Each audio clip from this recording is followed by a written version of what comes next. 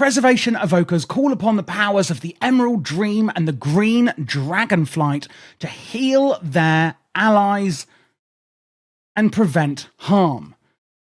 So, this video is going to tell you everything you need to know for TheWarWithin Season 1, and it is going to be very beginner-friendly if you're new to WoW, the class, or the spec, while also giving you everything you need to know if you are a veteran.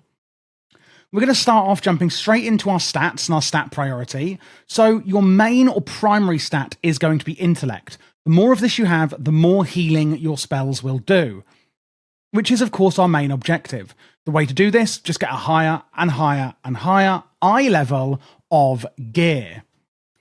Now, there is of course a stat priority for your secondary stats that you should loosely follow, which is this here.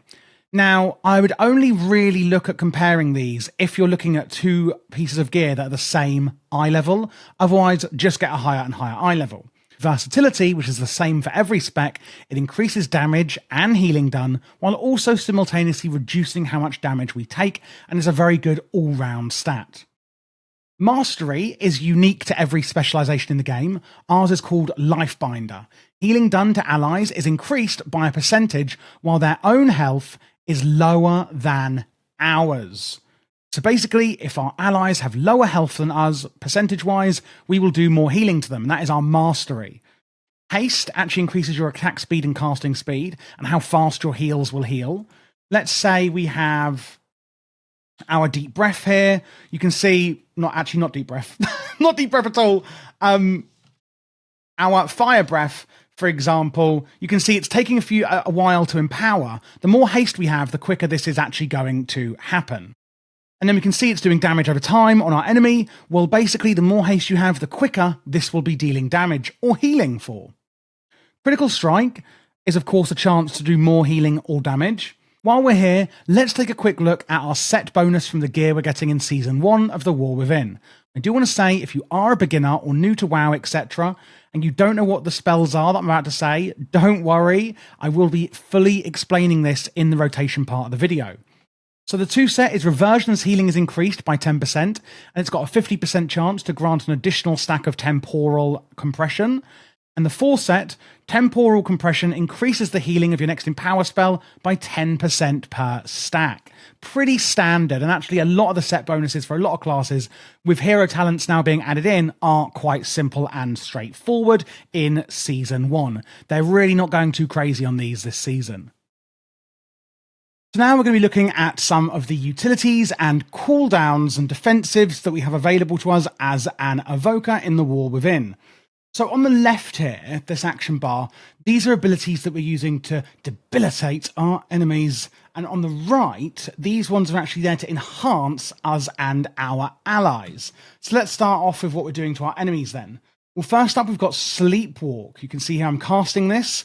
Disorienting an enemy for 20 seconds, causing them to sleepwalk around you. And damage has a chance, so it's not a guarantee, to also awake them. Then we have Landslide. You can see I can point this wherever I want, making a landslide, conjuring a path of shifting stone towards the target location. Rooting enemies for 15 seconds that are caught with it, but damage again may cancel the root. Then we have Oppressing Roar. Any enemies caught in the cone that is emitted from this Oppressing Roar will actually have the duration of any crowd control placed upon them increased by 50%. So if you root them for 10 seconds and then use that, they're then going to be rooted for another 5 seconds, therefore 15 seconds, for example. And it will be for any crowd control applied to them in the next 10 seconds when you use Oppressing Roar. And lastly, we have Quell. This is your interrupt, otherwise known as a kick. And this is what we use to interrupt our enemies' spellcasting. It is extremely important to use this, and beginners and veterans alike often do overlook the importance of interrupting the enemy's spellcasting, whether that be in raiding, PvP, or Mythic Plus. Moving over then to the defensives and utilities we have to help us and our allies, we have Obsidian Scales. And you can see here I've got 2 charges of this at the moment. Reinforce your scales, reducing damage taken by 30% for 12 seconds. That's just a core defensive that we have. We then have Blessing of the Bronze. You should put this on before combat. It can be placed on you, your party, and your raid. And by that, I do mean that if you place it on yourself or just press the button, when you're in a party or a raid, it will also apply to everybody in that group. And what this does is it reduces the cooldown of any major movement abilities that your allies and you have by 15% for an entire hour. We then have another huge one, Fury of the Aspects. This is your bloodlust or heroism. Basically, this is going to increase the haste of all party and raid members by 30% for 40 seconds and is generally considered the biggest cooldown in the game. Other classes also have it, and you can see I now have the exhaustion debuff. Now, if a mage uses their version or a shaman uses their version, it does then mean that everyone has the debuff and you can't then use yours. It is shared between the entire raid group. We have Rescue, which I kind of can show you, but not really. You swoop to an ally and fly with them to a target location. So I can say this is where I want to fly to, and I click my ally or their raid frame, and I will rescue them to that location, taking them out of wherever, whatever they're in. And lastly, we have Cauterizing Flame. This is one of the best debuff removers in the game. You're going to cauterize an ally's wounds, removing any bleed, poison, curse, and disease effects, and healing them if it removes any effect. A lot of classes can remove like magic and disease, etc., but only very few can actually remove bleed effects, and this is why the Evoker is so amazing with their Cauterizing Flame. Now, you can choose other talents in your Evoker tree, and there are other bits and bobs in the Evoker spellbook, like Expunge, and there's a few others that you can look through. But I don't want to overwhelm you in this video, and these are the main ones that I think you really need to be aware of if you weren't already. Now let's actually look at the rotation, spells, etc. we will be using in the arena, and of course Battlegrounds, etc., if that's your thing. One thing to note is we are going with the Chronowarden hero talents, and I will be going through those fully with you very shortly. So the main way that we are actually going to be healing is with this spell here, Echo. You can see that it costs 2 essence. Essence is here or here. We've actually got up to 5 essence. Used by evokers, they recharge on their own, and then we can use them on our Echo. We want to use Echo before we use any other healing spells, as it's actually going to increase the healing of our next spell, wrap an ally of temporal energy, healing them, and causing your next non-Echo healing spell to cast an additional time at 105% of normal healing. So if you don't use Echo before your next heal, then we're basically doing half the healing. Then we want to use Reversion on our teammates, reverse an ally's injuries, instantly healing them for some of the damage taken and an additional amount. When it critically heals, its duration is extended up to a maximum of 12 seconds. Now you can see on here, we also have something called Essence Burst. Your next Echo, Emerald, Blossom or Disintegrate is free. That is from this talent here, Essence Burst. Living Flame has a 20% chance, and Reversion has a chance to make your next Essence ability free. And that can stack twice because of the talent under it. Basically, what that means is when you see your Echo proc, you're going to get a free one of that, so do use that whenever it happens.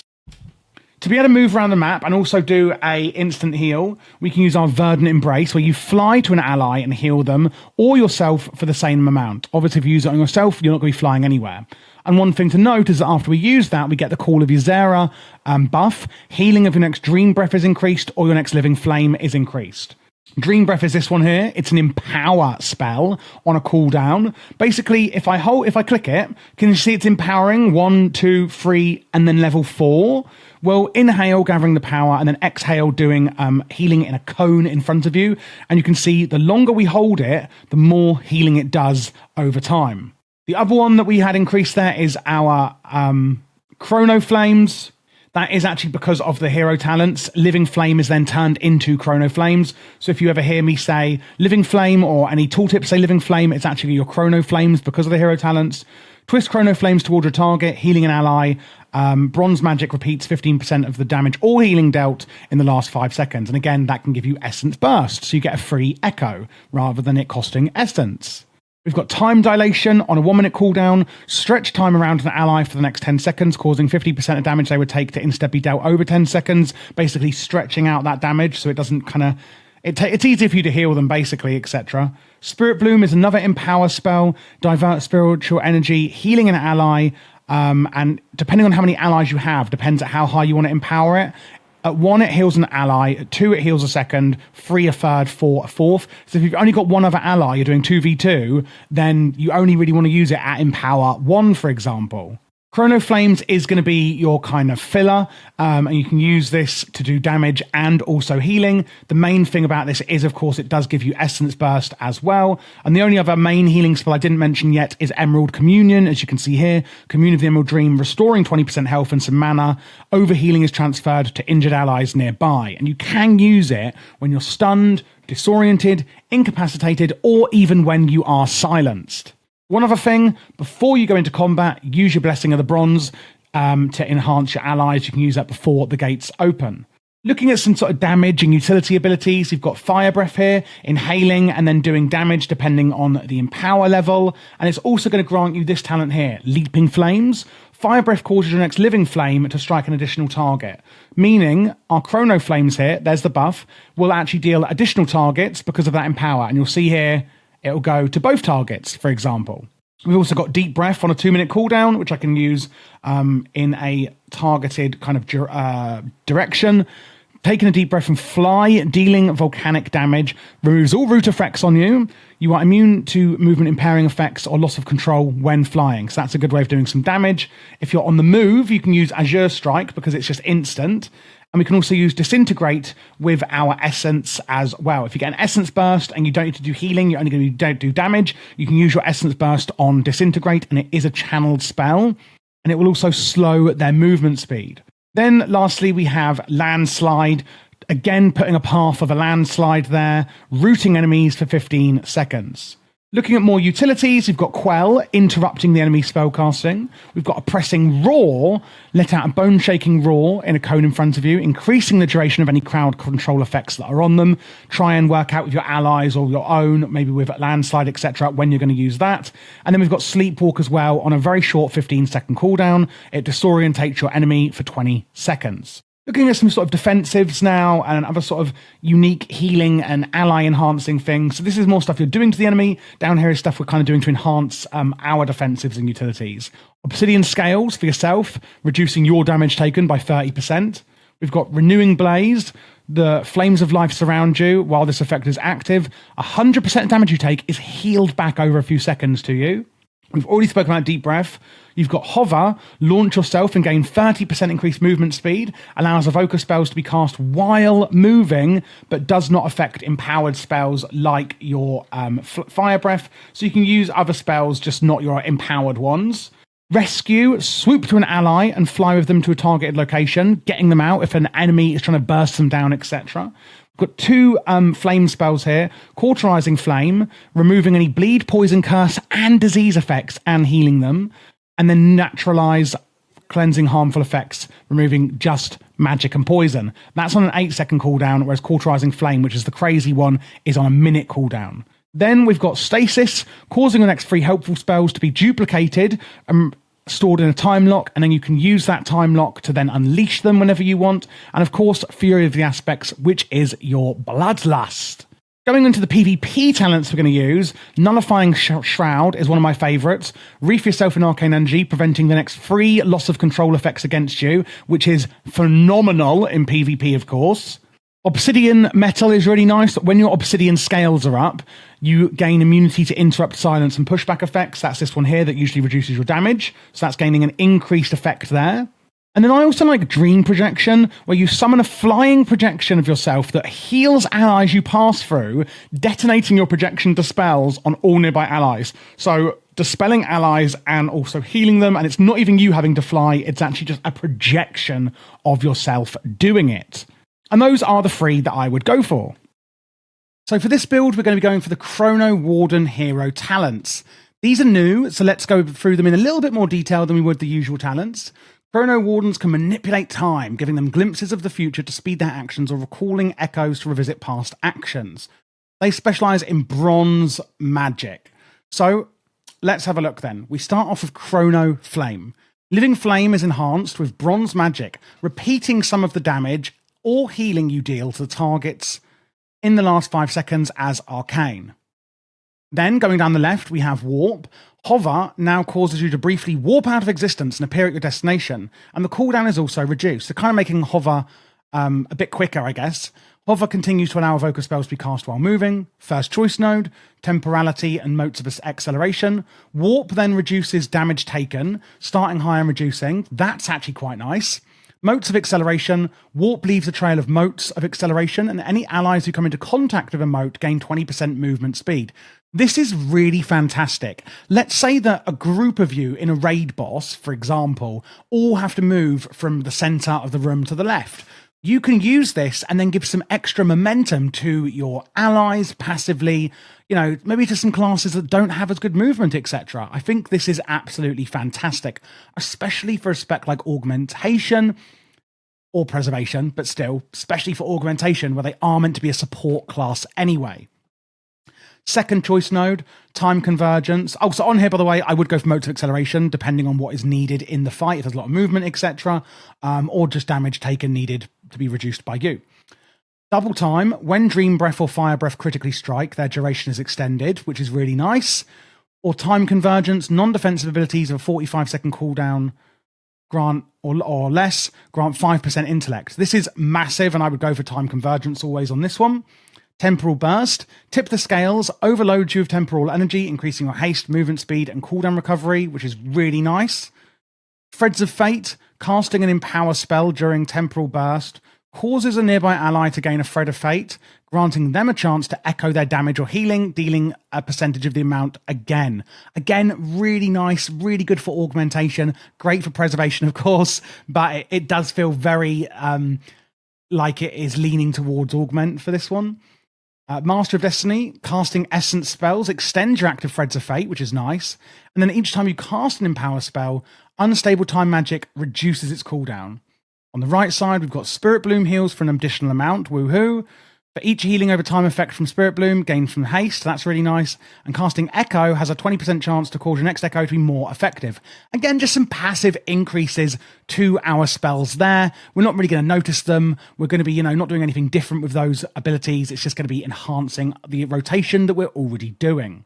Then, lastly, After Image, empower spells send up to 3 Chrono Flames to your targets, which is just, again, really nice and a passive thing that's going to be. Finally, looking at the consumables and enchants, a few things have changed in the TheWarWithin. From the Great Vault each week, you're going to be getting a Nerubian Gem Weaver. Well, you might not necessarily, but this is the socket you can add from the Great Vault to your gear. And we can do this on our helm, wrist, and belt. Then you can also now add 2 sockets to your neck and each individual ring. We can put magnificent jeweler settings on them. So again, the neck and each ring you can put these on. The cloak, we're going to go for Leeching Fangs, adding some leech. Council's Intellect is going to be Intellect on the chest, Leech on the wrist.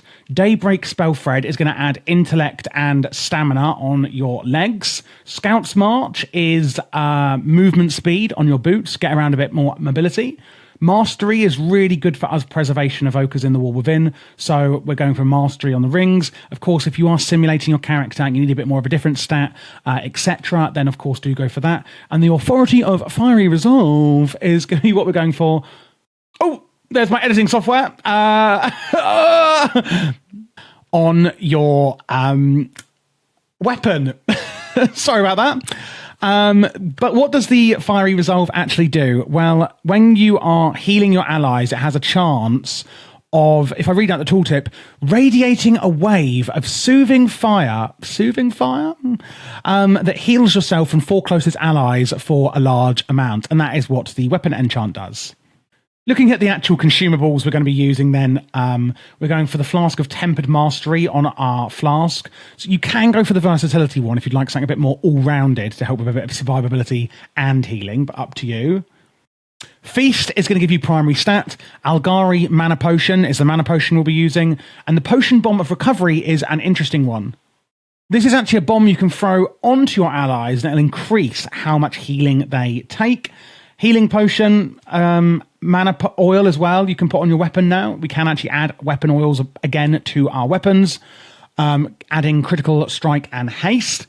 Augment Rune is called the Crystallized Augment Rune this season. And then the sockets is actually a bit interesting. A Culminating Blasphemite. It adds some primary stat, so intellect, but also the secondary effect on there is that for each different coloured blue gem you have, it will add 0.15% critical effect, meaning if you use an onyx, a ruby, an emerald, and a sapphire, you get the full 0.60% increased effect on your gear. After that, I would just use deadly onyxes for any other sockets you have. If you're a beginner, if you're a veteran, you probably already know about simming, etc. And then I would recommend to actually on there instead, well, just do whatever gem is best for your stat priority. Thank you so much for watching this guide. I hope it was really useful for you in The War Within Season 1, whether it was for Mythic Plus or raiding. If you do have any questions, I'll be happy to help. My Patreon is in the description below, and that is where you can find my LVUI profiles, which I'll show you in a second. And also, I'm putting together a huge macro list for every single spec that's going to be really useful for you in The War Within as well. I am doing all classes and specs for The War Within, so if you are new to the channel, then please do click this playlist here to check out what else I have, which is all of them. There will also be PvP guides on this channel as well for War Within Season 1, so make sure to look out for that. This here is the UI that I was referring to. As you can see, we've got target frames, etc., left and right, and raid frames go in the middle here, and then weak auras in the middle with an action bar down here. Chat is behind where my camera is. Minimap and details, etc., are here on the right. All of the plater profiles, the voodoo, the LVUI, etc., details profile has all been made by me. And again, you can get this on my Patreon should you like it.